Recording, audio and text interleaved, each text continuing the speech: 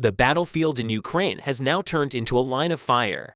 While the great offensive operations of the Ukrainians continue in Zaporizhia, fierce clashes are taking place on the front lines of Donetsk and Luhansk.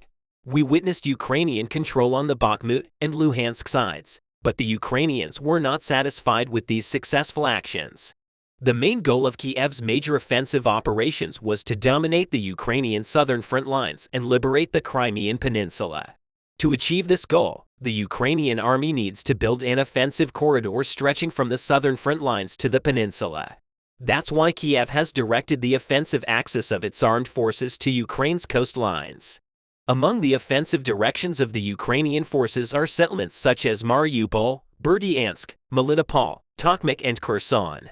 Last but not least, the city of Berdyansk witnessed very active moments as the Ukrainians carried out a historic offensive operation in the city recently. One of the most striking details of this offensive operation was that the Ukrainian army used weapons systems procured from Western Europe. Let's go to Berdyansk, one of the most important port cities on the coastline of Ukraine where these critical moments are experienced. In Berdyansk, one of the main bases of the Russian Air Force was targeted by the Storm Shadow long-range missile supplied to the Ukrainian forces by the United Kingdom. The Ukrainians hit the main air base in Berdyansk, where the Russians deployed 29 Ka-52 helicopters for a total of 10 Storm Shadows. Satellites photographed 29 Russian Ka-52 military helicopters parked at Berdyansk airport 2 weeks ago. In other words, it looked like Kiev had planned the attack well in advance, because it's claimed that this critical intelligence was provided by some international sources. It is possible that the high-tech British Storm Shadow was used in these attacks, but this data hasn't been verified by the authorities. However, considering that Storm Shadow is the missile system with the highest range in the Ukrainian army's inventory, it seems almost certain that the missiles used in this attack were also UK-made Storm Shadows. These stunning Storm Shadow attacks in Berdyansk created a cold shower in Moscow, because this was probably the most ambitious and devastating long-range precision-guided weapon attack on the Kremlin military infrastructure by the Kiev mission planners. News and social media videos from the port city showed 6 thick columns of black smoke rising from the vicinity of Berdyansk port, which has been heavily used by the Russian Air Force as a base for at least a dozen combat helicopters since at least mid-June. In a statement made by the Ukrainian army, officials of the Ukrainian armed forces described this attack as successful and claimed that the Russian command and control facilities, supplies, and ammunition were destroyed, without giving the name of the weapon used. According to unconfirmed local Russian accounts, the attacks were carried out by Storm Shadow cruise missiles, the longest-range precision-guided weapon delivered by the British and currently used by the Ukrainian military. Kremlin-supporting Telegram channels, on the other hand, confirmed that the Ukrainians are using Storm Shadow.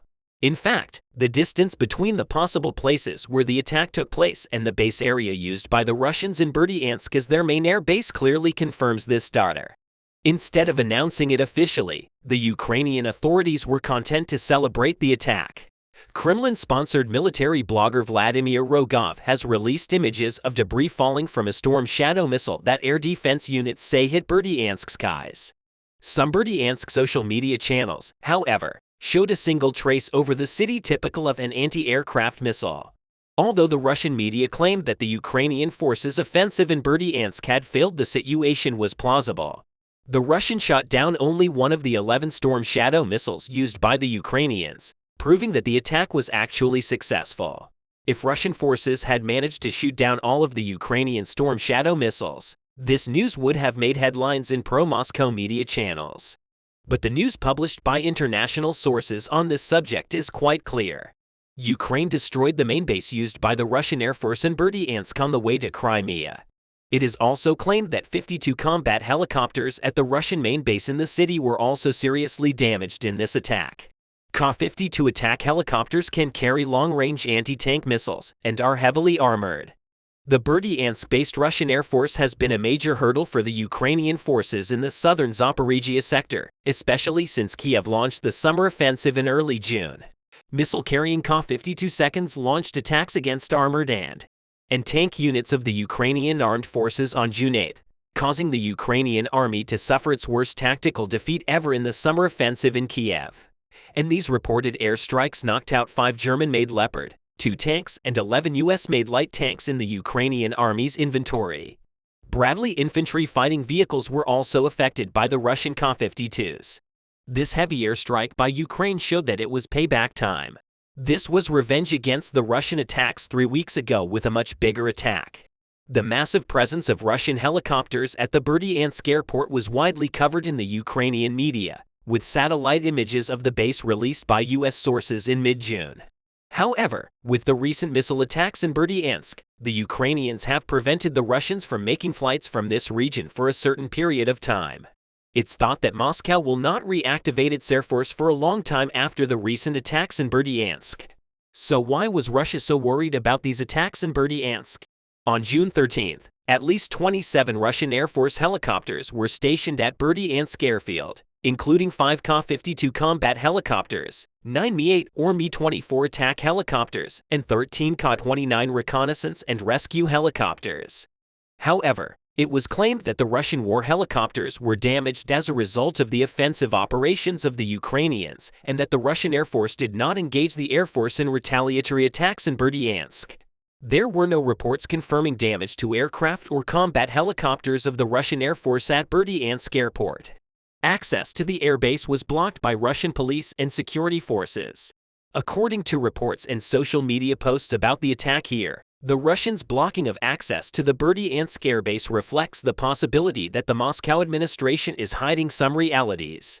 If the Russian helicopters had not been damaged, Moscow would have ordered them from its home base in Berdyansk to attack the Ukrainians, as we mentioned. These retaliatory attacks by the Russians were also untargeted, so Ukrainian civilians could be harmed by these attacks. Fortunately, what was expected didn't happen, and the Russians became quite quiet after these attacks. Moscow's concern was that it faced the fear of losing its most important combat helicopters at this airbase, because Russia's economy is not very suitable for making any innovation or difference in the military field at the moment. The Russians have lost so much military equipment on the battlefield that it may take years for those losses to be restored. So how did the Ukrainians manage to target the airbase in Berdyansk, which the Russians control as perhaps the most strategic region? Almost all the weapons of the Ukrainian army lack the range of 110 to 120 kilometers required to hit Berdyansk from the area currently controlled by the AFU. The only exceptions in the Ukrainian army are the very limited number of locally produced and relatively faulty Krim and Tochku missiles, and the modern Franco-British Storm Shadow missile with a reported maximum range of 500 kilometers. Kiev first launched attacks with Storm Shadow in May, carrying a 450-kilogram warhead. Storm Shadow is widely regarded by military analysts as Ukraine's most effective and powerful long-range attack system. In addition, Ukraine's defense minister, Oleksiy Reznikov, praised Storm Shadow as the deadliest long-range weapon in the Ukrainian armed forces arsenal in a national televised program. First of all, the UK didn't approve of the use of such missiles and weapon systems to destroy Crimea or some critical Russian military targets. But the UK released the Ukrainians on this issue after former Russian President Dmitry Medvedev announced that all UK officials should be targeted. In fact, the UK Ministry of Defense has declared that all weapons and missile systems, including Storm Shadow, should be used to attack Russian military targets after Medvedev's wild statements. When the Ukrainian forces received the support from the UK, they tried to expand their offensive access as much as they could. In fact, it wasn't a coincidence that another attack took place in this region on the same day right after the last attacks in the main base area used by the Russians in Berdyansk. You heard right, the same day as the attacks on the airbase in Berdyansk, the Ukrainians continued to hit Russian targets in the city again. The target of the second attack by the Ukrainians on the same day was the Russian military headquarters and ammunition depot in the city. This stunning attack was confirmed by the Ukrainian Armed Forces Strategic Command. Russian authorities confirmed the attack, assuring it was allegedly successfully repelled by Russian air defenses. However, according to footage from the crash site, a massive fire broke out in the Russian main headquarters where the explosions took place after the second attack in Berdyansk. Russian officials and supporters of Moscow in the city were now seriously worried. Pro-Russian supporters in the city think that the Ukrainian attacks will continue. This is a high probability because previously confirmed Storm Shadow attacks on military targets in the Berdyansk region include a 3-missile strike that hit a Russian forward helicopter refueling base near the resort village of Primorsk, destroying the R&R complex. Ukrainians have targeted the city many times and continue to do so.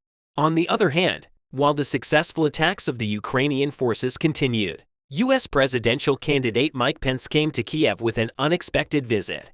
Mr. Pence gave an interview with the American media in which he asked the White House administration to accelerate the supply of weapons and military equipment to Ukraine. How do the greatest defeats happen? Threats from unexpected places are in the source of the greatest defeats. Everyone is helpless in the face of betrayal in Russia. Putin's closest friend betrayed him. It's the end of the road for Putin. The major uprisings in Russia signaled the end of Putin's political career. Now everyone is talking about who will be the new leader of Russia. This situation in Russia affects the war in Ukraine and the future of the whole world. But what exactly is happening in Russia? Who could be the new leader of Russia? How did the riots in Russia affect this process? We have prepared the answers to all these questions for you as Anka Daily News team. Let's start if you're ready. In fact, Putin's political career in Russia has been in danger for a long time. The economic crisis and political problems in the country were growing day by day. Vladimir Putin, who had ruled Russia since 1999, was now considered a complete failure. Polls in Russia showed that Putin's political career was coming to an end. But something unexpected happened at this time. Putin decided to invade Ukraine. Authoritarian regimes trigger national or international problems in order to maintain their power. This way they try to get the public to support them. When Putin invaded Ukraine, he thought that the Russian people would support him. But this did not happen. War is an extraordinary situation. At times of war, harsh rules apply. Putin was planning to crack down on his opponents more intensely during this time of war. But the Russian people spoiled this plan of Putin because Russians now know Putin very well. This is not his first war. Putin has been triggering wars by supporting authoritarian leaders in different parts of the world. He fought Chechnya for many years and invaded Crimea in 2014. The Russian people did not want to experience more wars because all these wars were affecting Russia very badly. Many young Russians died because of all these wars. The Russian economy has also been badly affected.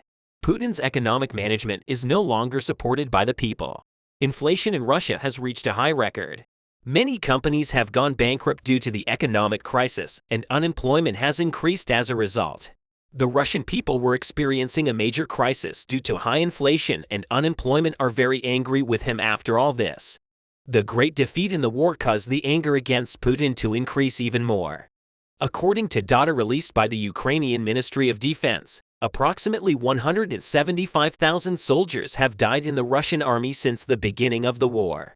The exact number of wounded is unknown. The loss of so many lives is causing great pain to the Russian people. The Russian people blame Putin for this pain because everyone knows that this war was started only for his political interests. Immediately after Putin's decision to invade Ukraine, Russian youth started protesting in Red Square. But Putin was very brutal against these demonstrations. Russian police used very harsh interventions against the protesters. Dozens of protesters were arrested, but the rebels did not give up. The protests in Russia grew bigger and bigger every day.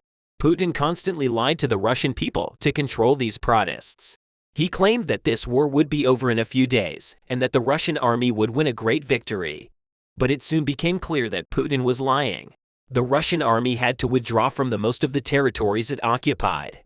Putin constantly revised his goals, but experts say that Putin will not succeed even in his smallest goals, because the Ukrainian army has won a great success and is preparing for a comprehensive operation to end the Russian occupation completely. Experts emphasize that this major operation could start at any moment. Russia suffered one of the biggest defeats in history in Ukraine. This major defeat will spell the end of Putin's political career. The growing riots in Russia are the biggest proof of this. These protests, especially by young people, are the biggest indicator that Putin is no longer wanted by the people. These protests, which are also attended by the mothers of the soldiers, attract great attention from the public. The Russian press, under Putin's control, does not allow any news about these protests. However, the Russian people who use social media know very well how big and effective these protests are. The slogans used by the protesters soon spread all over the country. Especially the phrase "This is Putin's war, not ours" has become one of the most effective slogans of this revolt. Rebels in different cities of Russia are writing this phrase on the wall. This rebellion is taking a huge toll on Putin's reputation. Academics who have been studying Russia for many years say that the rebellion has brought Putin's political career to an end. And who will take over Russia when Putin's political career is over? This question is very important for the future of world politics, because Russia has been anti-Western and practiced aggressive policies during the Putin era. But the Russian people now want to live in a peaceful and democratic country. If there is a major change in Russia in this regard, the international balance will change. The Eastern Bloc could be completely defeated in Russia. Many politicians are already vying to succeed Putin. The balance of power in the country is changing rapidly. The International Institute for the Study of War has also addressed this issue in its latest report. According to the institute's reports, the leader of the Wagner Group, Yevgeny Prigozhin, is trying to replace Putin. To this end, Prigozhin is relentless in his criticism of Putin. He also uses his economic power to put pressure on the Russian press. Prigozhin is doing his best to spread more anti-Putin news. Prigozhin also frequently makes statements accusing Putin. Prigozhin's statements are very popular among the Russian public. Putin, who represses all his opponents, can't do anything to Prigozhin. He feels betrayed. And what is the reason for this? Prigozhin was nicknamed Putin's chef in Russia. It was common knowledge that there was a strong bond between Prigozhin and Putin. Putin supported Prigozhin for a long time and did his best to establish Wagner. Meanwhile, Prigozhin established strong ties in the Russian bureaucracy thanks to his good relations with Putin. After the establishment of the Wagner Group, Prigozhin also started to have influence over the Russian army because the mercenaries affiliated with the Wagner Group provided great support to the operations of the Russian army. Currently, soldiers of the Wagner Group are fighting on many fronts in Ukraine. If the soldiers of the Wagner Group give up this war, Russia is likely to suffer a heavy defeat. Putin needs Prigozhin to win this war. That's why he can't do anything against him. But this only makes Prigozhin stronger. Thanks to Putin, Prigozhin has become one of the most powerful people in Russia. Prigozhin is very likely to become the new leader of Russia, but it is not yet clear exactly what policies Prigozhin will implement. Prigozhin is notorious for his war crimes. Under Prigozhin, Russia may adopt more aggressive policies, but it is impossible to know at the moment. Do you think Prigozhin can replace Putin in Russia? How will the uprising in Russia affect this process? How do you think the power struggle in Russia is affecting the war? When exactly do you think Putin's political career will end?